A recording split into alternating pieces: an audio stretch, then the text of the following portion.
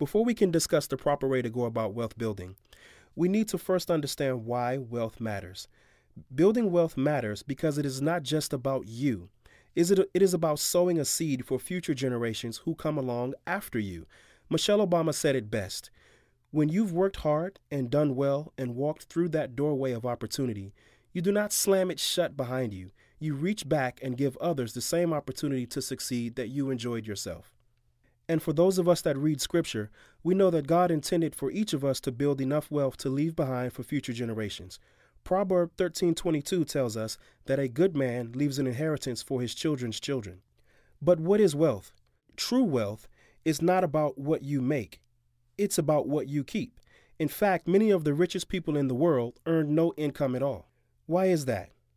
Because they have obtained income-producing assets, which earn income for them long after they have stopped getting up each morning, rushing off to work to trade their time for dollars. When you earn income-producing assets, you are truly wealthy, even if you aren't getting up and going to work each day. But the opposite is also true. The media is full of stories of individuals who have earned incredible incomes during their lifetime, but went broke just because the day that the income stopped. When I sit down with a new client, I advise them to look for 4 important features when considering any investment. You should look for safety, liquidity, positive rate of return, and tax-free income. Any investment that lacks any of these 4 things is not a good place to invest my money, and it's not a good place to invest yours. But how do most Americans save and invest their hard-earned dollars? Most Americans store their primary wealth in 3 places. The first is bank products, such as CDs or money market accounts. The second is qualified retirement accounts, such as 401ks and IRAs. The third is home equity. I will show you that neither bank products, qualified plans, nor home equity are the best place to accumulate your family's wealth. Most people encounter IRA and 401k products via their workplace. The main problem with accumulating resources in these products is that they are not safe, and they are heavily taxed when you withdraw your money in your later years. I'm sure I don't have to convince you of the potential danger of investing your money in the stock market. Most of us are probably aware of the fact that millions of Americans saw their retirement accounts go from 401ks to 201ks during the Great Recession. The issue of taxation, however, is something that most Americans really don't understand. I don't have time to go into great detail here, but the point is that you will owe much more in taxes when you're ready to withdraw the money than you ever saved while you were contributing to that 401k or IRA. Many Americans also hold their wealth in the form of home equity. Home equity is not a safe place to store your wealth either. Home equity is what your home is worth minus the mortgage you have on the property. But what happens to your home when the local real estate market declines?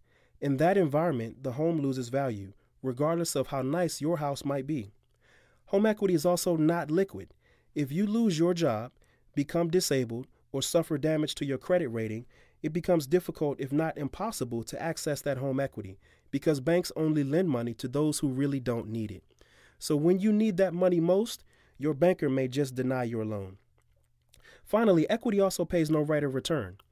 It doesn't matter where your home is or how nice it is, the rate of return on home equity is always the same. It's 0. You have more equity only because the house goes up in value or you paid down the mortgage, not because you earned any rate of return on the equity itself. Finally, bank products. The biggest problem with bank products such as CDs and money market accounts is that the rate of return on these products is too low to build real wealth.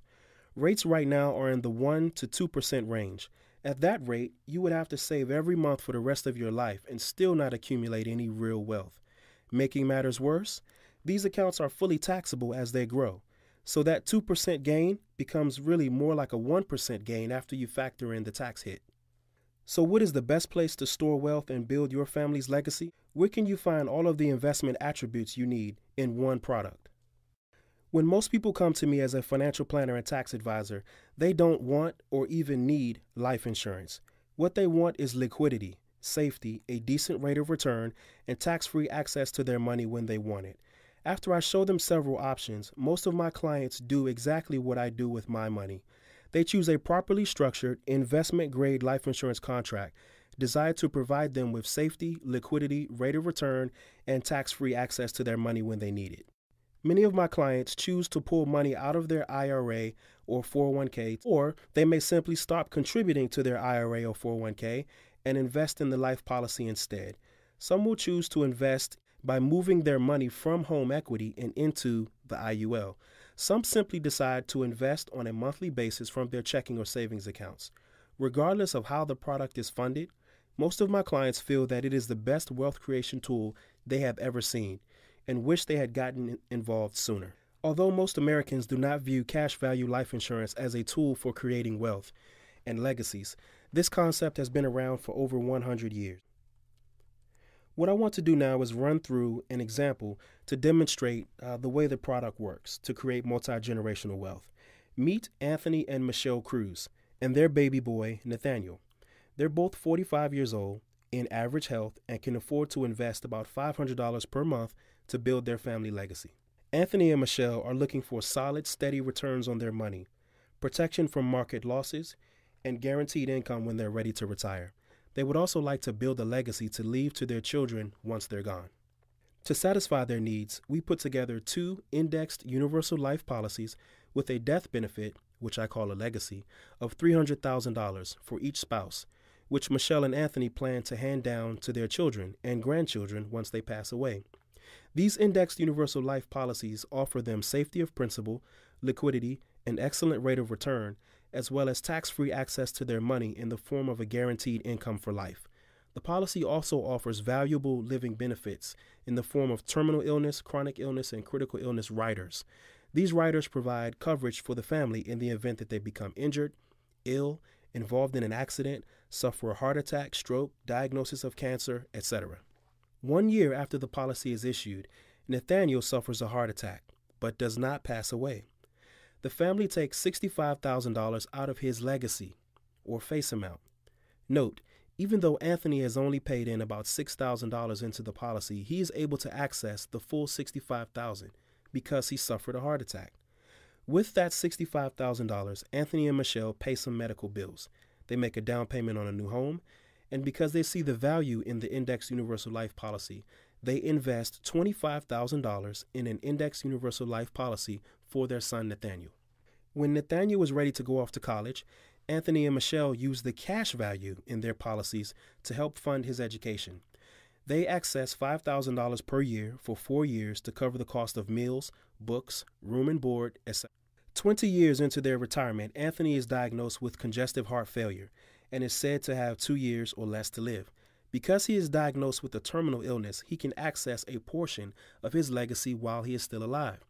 His legacy, or death benefit, has grown to over $65,000, and he elects to access $235,000, and with that money, he makes an outright gift of $150,000 in cash to his son Nathaniel.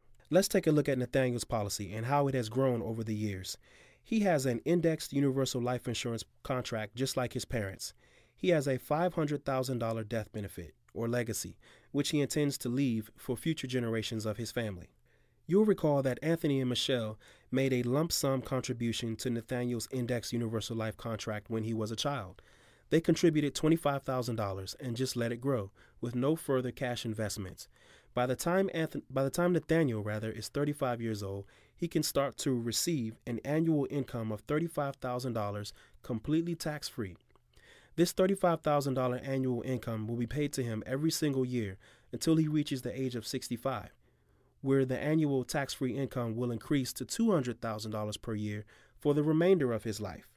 If he lives to reach age 100, Nathaniel will have received over $8 million in tax-free income, tax-free guaranteed income, no matter what happens with the stock market, no matter what his choices are in life. When Nathaniel passes away at age 100, his legacy will have grown to over $9 million.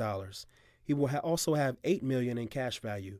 When he passes away, those amounts are left for his children and his children's children, and the wealth cycle starts all over again.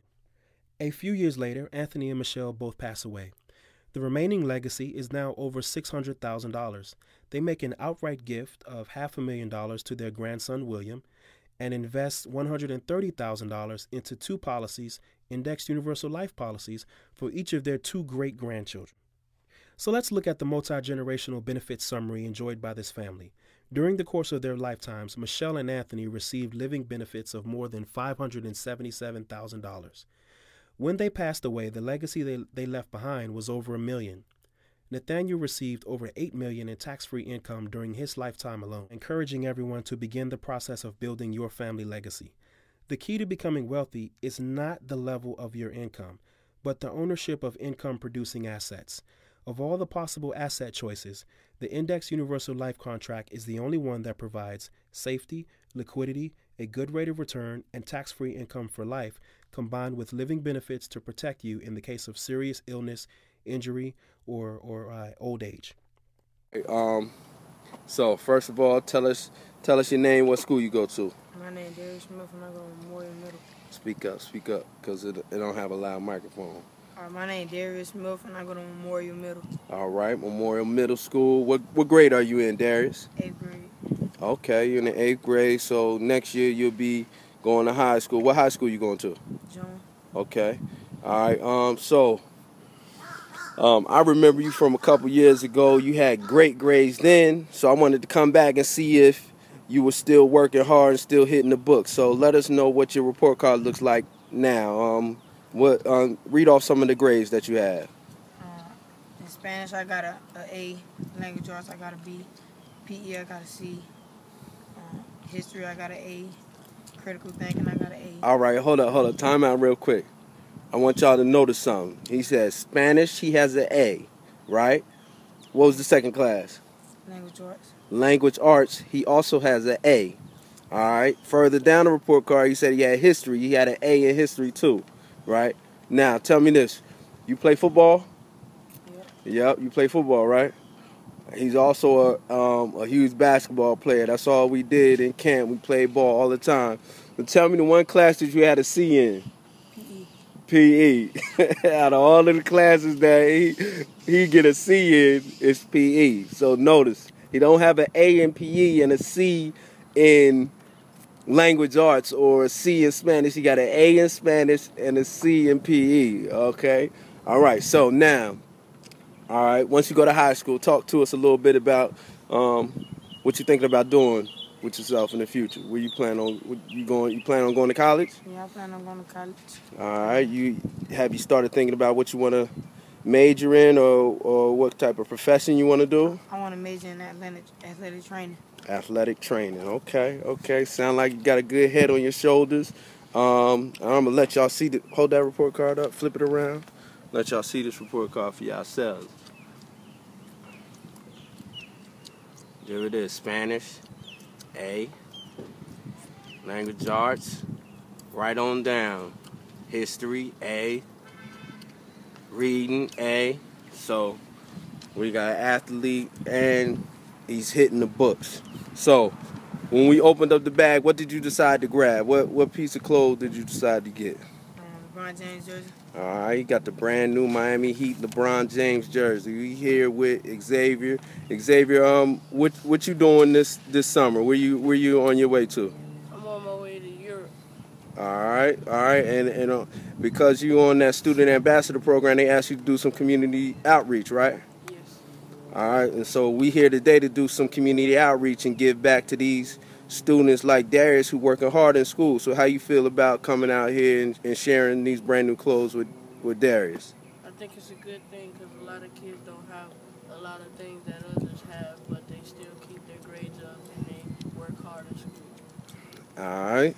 And Deja, what you think about Darius hitting the books like he has for the past 2 years and being consistent? And how do you feel about coming out here and rewarding him for being consistent? I think it's good. It helps kids, let them know that somebody out there is helping them and that it's good to keep up good grades in school. All right, so Darius, also known as 2D, I just wanted to let you know that this is just the beginning. This is not the only time you're going to see me. I just really wanted to come and get your size so I can get your stuff right. I'm making a trip on June the 2nd, so I'm going to come back again. I'm going to have some stuff for 3D too. His older brother's also hitting the books too, but I just wanted to let you know that it does pay to stay in school and work hard. You hear that all the time as a kid, but I want to be an adult who comes around and rewards you for working hard. All right, so don't drop out. Don't stop hitting the books. Don't let the grades slide, because eventually, in the end, later on down the road, everything that you want in life is going to come as a result of that right there. All right, so we're going to put some shirts on your back, some shorts on your pants, some shoes on your feet. We're going to have you laced as long as you keep them grades up. All right? Good seeing you.